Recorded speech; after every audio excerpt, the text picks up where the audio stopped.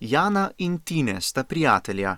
Jana varčuje z energijo, tako da vedno popolnoma ugasne televizijski sprejemnik, zaslone in računalnik, ki porabljajo elektriko tudi, ko so v stanju mirovanja.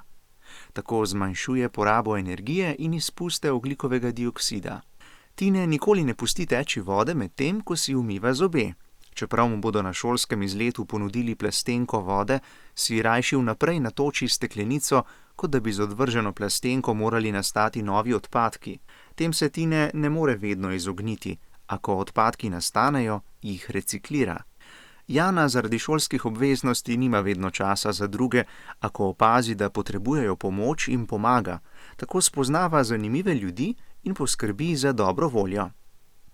Tine kupuje tam, kjer dobi izdelke, ki niso prepotovali na tisoče kilometrov in za katere so tisti, ki so jih naredili, dobili pošteno plačilo, saj ne želi, da bi podpiral izkoriščanje ljudi in narave. Jana in Tine s starši podpirata izobraževanje afriškega otroka. Tako kot Tine in Jana to počneta v Sloveniji, živijo tudi mnogi drugi otroci po svetu. Čeprav se vsi ne poznajo med seboj, razumejo, da so delček sveta, ki potrebuje čisto okolje, varno podnebje, odgovornost do vseh ljudi na zemlji.